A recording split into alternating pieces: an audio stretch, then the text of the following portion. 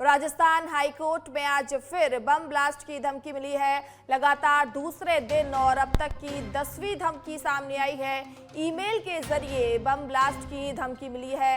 एहतियातन हाईकोर्ट परिसर में चलाया जा रहा है सर्च अभियान। गत 31 अक्टूबर को मिली थी पहली धमकी, फिर 5 दिसंबर और 8, 9, 10 और 11 दिसंबर को मिली थी धमकी। 6 फरवरी, 17 फरवरी, 19 फरवरी और अब 20 फरवरी को एक बार फिर से धमकी दी गई है बम की। तो गत 31 अक्टूबर को भी मिली थी पहली धमकी। तो आपको बता दें कि एक बार फिर से राजस्थान हाईकोर्ट को बम उड़ाने की धमकी दी गई है। और राजस्थान हाईकोर्ट में आज फिर से बम ब्लास्ट करने की धमकी दी गई है। कल भी ये धमकी भरा मेल सामने आया था और आज फिर से दूसरे दिन धमकी दी गई है। अब तक 10वीं धमकी सामने आई है। ईमेल के जरिए बम ब्लास्ट करने की धमकी दी जा रही है। तो एहतियातन हाईकोर्ट परिसर में चलाया जा रहा है सर्च अभियान। एक बार फिर हाईकोर्ट को बम उड़ाने की धमकी दी गई है। गत 31 अक्टूबर को भी मिली थी पहली धमकी और लगातार बम उड़ाने की धमकी हाईकोर्ट को दी जा रही है। कल भी ये धमकी दी गई थी, धमकी भरा मेल सामने आया था। और इस खबर पर ज्यादा जानकारी के लिए राकेश दाती जुड़ चुके हैं। राकेश, एक बार फिर से हाईकोर्ट को बम उड़ाने का मेल आया है सामने। देखिए, लगातार जो दहशतगर्द है उनके द्वारा मेल भेजा जा रहा है, लेकिन एहतियात के तौर पे जो पुलिस की जो एक टुकड़ी है वो परमानेंटली 9 बजे रोजाना हाईकोर्ट परिसर का निरीक्षण करती है और इस तरह की जो संदिग्ध कोई भी ऐसी वस्तु है उसकी जांच के निर्देश दे रखे हैं। चूंकि लगातार मेल आने के बाद ये कदम उठाया गया है और जो मेल भेजने वाले हैं उसकी पहचान में साइबर टीम जुटी हुई है। जी, बहुत बहुत धन्यवाद राकेश तमाम जानकारी देने के लिए। अगली खबर जयपुर से है, जहां जवाहर कला केंद्र में लोक कला संगम 2026 का आयोजन होने जा रहा है। शिल्प ग्राम में आज से 22 फरवरी तक इसका आयोजन होगा। आज मुख्यमंत्री भजनलाल शर्मा इसका शुभारंभ करेंगे। संस्कार भारती, राजस्थान सरकार के पर्यटन, कला एवं संस्कृति विभाग और जवाहर कला केंद्र के संयुक्त तत्वाधान में ये भव्य आयोजन होगा। संस्कार भारती के प्रांत मंत्री प्रदीप सिंह रजावत ने बताया कि आयोजन की थीम राजस्थान रे लोक रंग रो उजास है, जिसमें प्रदेश के विभिन्न अंचलों से आए 400 से अधिक लोक कलाकार अपनी प्रस्तुतियां से प्रदर्शन करेंगे। आपको बता दें कि लोक कला संगम 2026 केवल मनोरंजन का माध्यम नहीं बल्कि लुप्तप्राय लोक कलाओं के पुनर्जीवन और कलाकारों और राष्ट्र को मंच प्रदान करने का एक सशक्त सांस्कृतिक अभियान भी है। तो मुख्यमंत्री भजनलाल शर्मा इस कार्यक्रम का शुभारंभ करेंगे। जेकेके में लोक कला संगम 2026। और इस खबर पर ज्यादा जानकारी के लिए लाल सिंह जी जुड़ चुके हैं। लाल सिंह, एक बार फिर से जो है राजस्थान में सांस्कृतिक कला की झलक देखने को मिलेगी।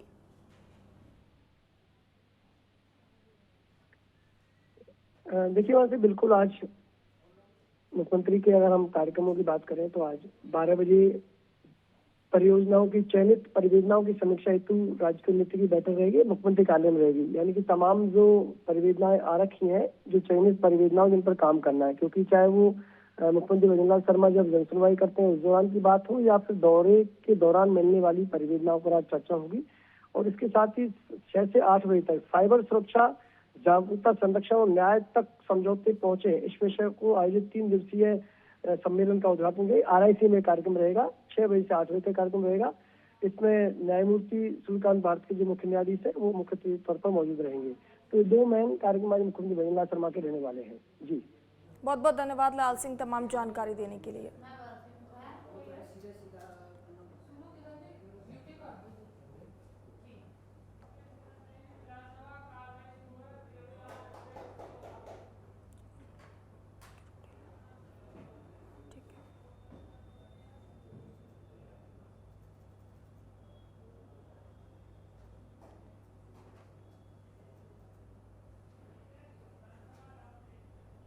तो चलिए आपको सीधे ले चलते हैं राजस्थान की विधानसभा शुरू हो चुकी है। 8 यानी 1.42 मीट्रिक टन कम यानी 83% डीएपी मिला, किंतु इनके इलाके में एसएसपी को प्रायोरिटी देते हैं डीएपी की जगह, तो इसलिए एसएसपी करीबन 5,57,000 मीट्रिक टन और एनपीके 2,72,000 टन इसमें दिया गया, इसलिए किसानों को कोई किल्लत नहीं आई। वैसे ही 2025-26 में यूरिया 25.52 मीट्रिक टन की मांग के अगेंस्ट में 29.06 यानी ये हमको ज़्यादा मिला, और 8.43 के अगेंस्ट 8.45 हमको डीएपी मिला, तो यूरिया मिला 117% अधिक और डीएपी मिला 101%। अभी अध्यक्ष महोदय आधा फरवरी है, पूरा मार्च है, तब तक हम करीबन 1 लाख मीट्रिक टन और यूरिया स्टॉक में डाल लेंगे और करीबन 50,000 मीट्रिक टन डीएपी हम स्टॉक में डाल लेंगे पूरा 31 मार्च तक। दूसरा पूरक। माननीय अध्यक्ष महोदय, ये किसानों से जुड़ा हुआ मुद्दा है, बहुत गंभीर विषय है। प्रश्न पूछो दूसरा। नकली खाद बेचने वाले और सीजन के वक्त कालाबाजारी करने में सरकार द्वारा क्या कार्रवाई की गई, और ऐसे माननीय मंत्री जी ने भी उसमें कार्रवाई की है, छापे दिए हैं, पर उसमें उजागर हुआ कि खाद मिट्टी से बनाया जा रहा है, बजरियों से बनाया जा रहा है, तो किसान हमारे देश का पेट पालन करता है, और उसके साथ अगर इस तरह का नकली खाद आ रहा है तो इसमें सरकार ने कितने लोगों को गिरफ्तार किया, कितनी कंपनियों को ब्लैकलिस्टेड किया और उनके खिलाफ क्या कार्रवाई हुई। तो आपके माध्यम से मेरा मंत्री जी से आग्रह रहेगा कि इस मामले को बहुत सख्ती से लें, आने वाले समय में ऐसे किसानों के साथ इस तरह का काम न हो, ऐसी पुनरावृत्ति दोबारा प्रदेश में नहीं होनी चाहिए। आप मेरे मामले में क्यों हर बार व्यवधान करते हो? आप मंत्री रहे हो, सांसद रहे हो, इतने बड़े ओहदे पर रहने के बाद आप इस तरह की बातें करते हो। उनसे बात नहीं करनी है, बात इधर करनी है। माननीय सदस्य, आप भी अपनी ओर ध्यान आकर्षित मत करो। श्रीचंद जी, आप भी अपनी ओर ध्यान आकर्षित मत करो, मैं बैठा हूँ अभी।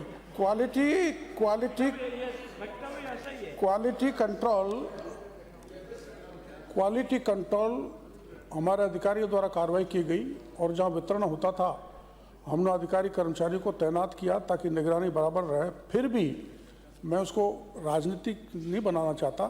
पिछले राज में वास्तव में लोगों की आदत बिगड़ गई थी, रिटेलर्स की, ट्रेड मार्कर्स की, तो फिर हमने इसमें एफआईआर दर्ज किए घनश्याम जी 107, और आपके 5 साल के राज में हुई 20, मात्र 20। हाँ, आगे की मैं बता रहा हूँ ना। हमने निरीक्षण किया 11,938 का, कारण बताओ नोटिस दिया 765 का, लाइसेंस सस्पेंड किया 169 का, लाइसेंस कैंसिल किया 46 का, और 28 केसों में पुलिस ने गिरफ्तारी की। कोर्ट में चालान हो गया 16 केसों में, कोर्ट में करीबन 21 केसों में लोग अग्रिम जमानत ले गए। अब तक सील्ड उर्वरक फैक्ट्रियां 27 के ताले ठुके हुए, और तुलनात्मक आपकी सरकार का हमारा बता दूं, आपने ये कह रहे पर्याप्त है। बीज में तो एक भी एफआईआर दर्ज नहीं, हमने 5 कर डाली। उर्वरक में 20 करी, हमने 110 कर डाली। पूछेगा तो उसका उत्तर तो दिलाना है। और अब तक 115 हो गए आज की तारीख तक। ठीक। बीज में आपने लाइसेंस किसी का निरस्त नहीं किया, हमने 8 का कर दिया। फर्टिलाइजर में आपने 8 का किया, हमने 31 का कर दिया, 4 गुना। कीटनाशी में आपने कुछ नहीं किया, हम 7 इस जगह सब पेश करवाई। और आहरित नमूने आपके उसमें थे 5,213 और हमारे अब हो गए 11,771। अमानक नमूनों की संख्या आपके थी 191, हमारे पास है 197। अमानक प्रतिशत 3.6% और हमारा ये उर्वरक के नमूने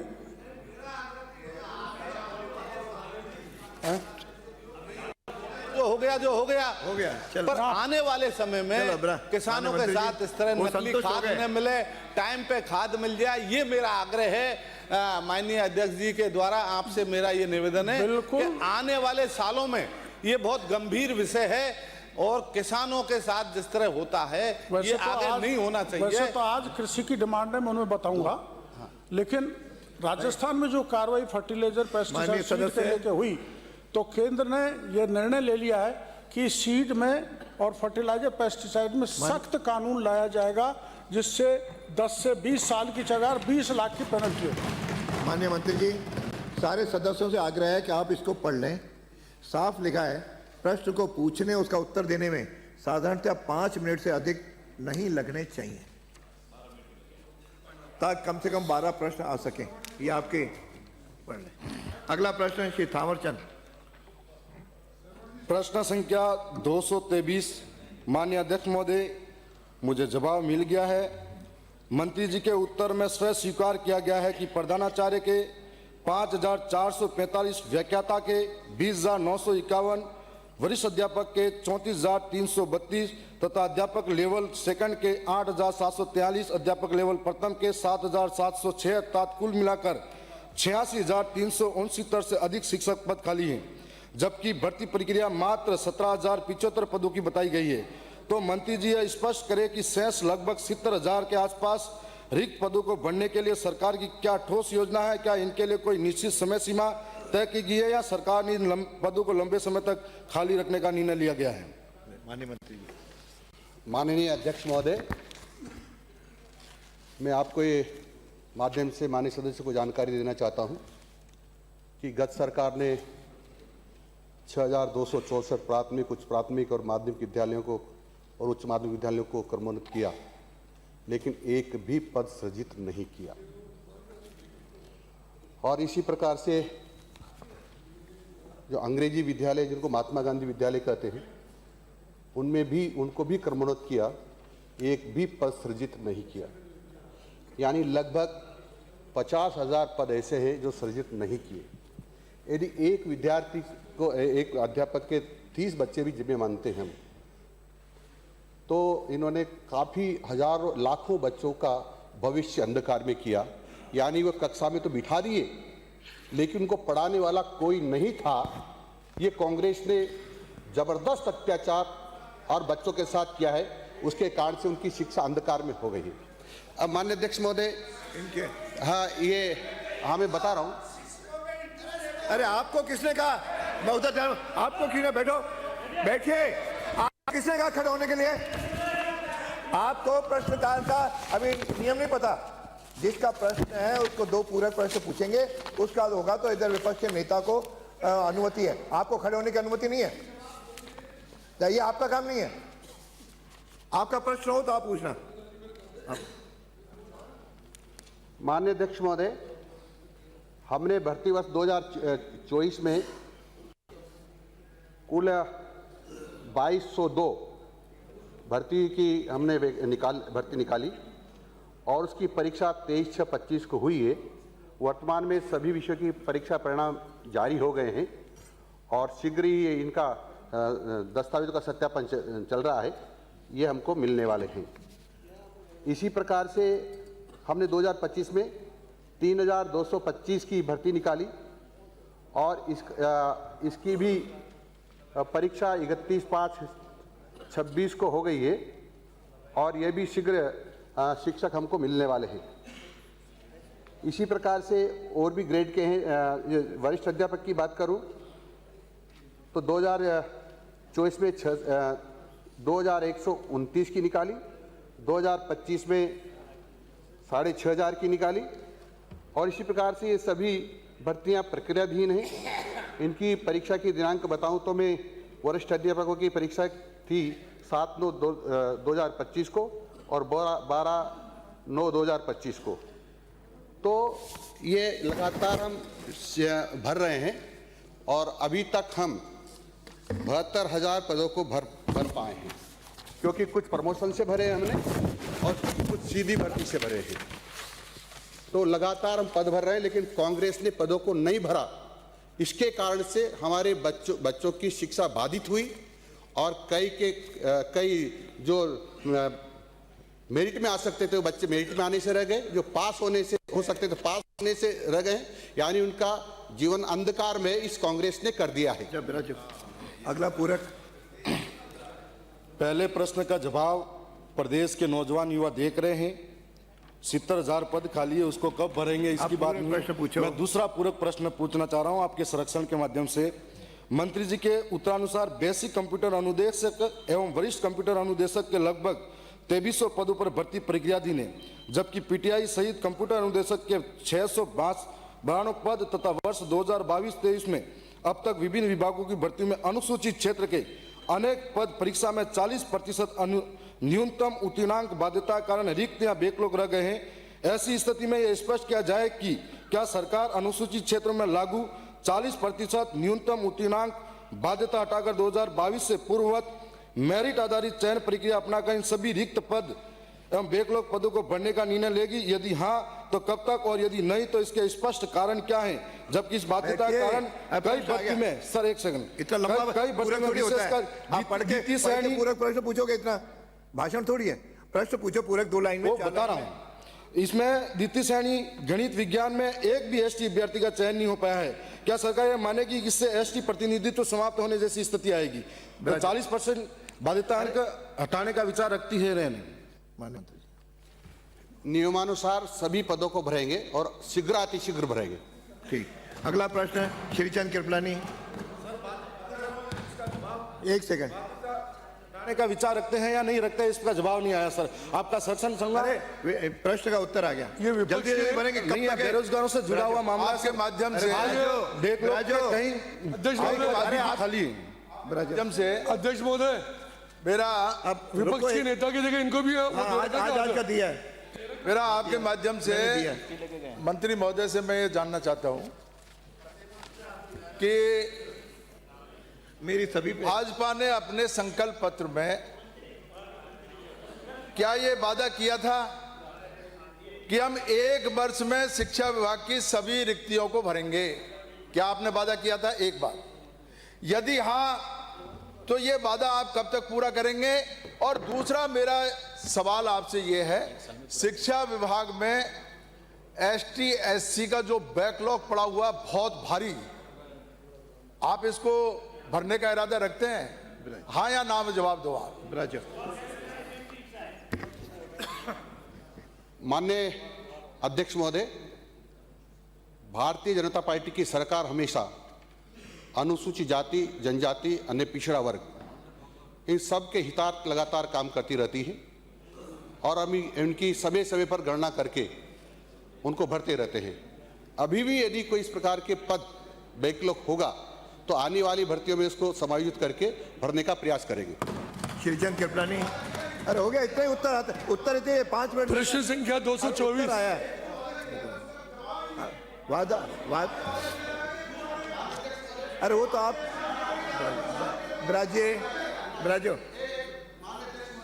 मैं निवेदन कर रहा हूं कि माननीय मुख्यमंत्री जी ने 5 साल में 4 लाख सरकारी नौकरियां देने की बात कही है, उसको हम चरणबद्ध तरीके से कर रहे हैं और मेरा मानना है कि उसमें से लगभग 2.25 लाख के आसपास सरकारी शिक्षक और अन्य कर्मचारी हमको मिलने वाले हैं। तो उसको आने के बाद कोई भी पद सामान्यतया खाली नहीं रहेगा, इनकी तरह खाली पद नहीं रखेंगे। 224 प्रश्न। माननीय अध्यक्ष महोदय, शहरी जल योजना छोटी सादड़ी की वर्तमान जनसंख्या लगभग 23,974 व्यक्ति है तथा वर्तमान जल मांग लगभग 1680 किलोलीटर प्रतिदिन है। शहरी जल योजना पर निर्मित 4 उच्च जलाशयों क्षमता क्रमशः 225 किलोलीटर, 300 किलोलीटर, 300 किलोलीटर व 300 किलोलीटर, कुल क्षमता 1125 किलोलीटर है। शहर को 4 जोनों में विभक्त कर पेयजल आपूर्ति की जा रही है।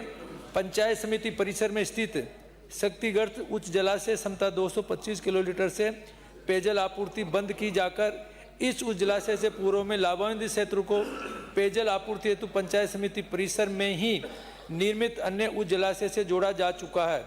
शहर छोटी सादड़ी की वर्ष 2055 की अभिकल्पित जल मांग के अनुसार शहर में उच्च जलाशयों की आवश्यक कुल भंडारण क्षमता वर्तमान उच्च जलाशयों की कुल भंडारण क्षमता के अनुसार पर्याप्त होने के कारण शहरी जल योजना छोटी सादड़ी में नवीन उच्च जलाशय का निर्माण किया जाना आवश्यक नहीं होने के कारण प्रस्तावित नहीं है। माननीय सदस्य पूरक। अध्यक्ष महोदय,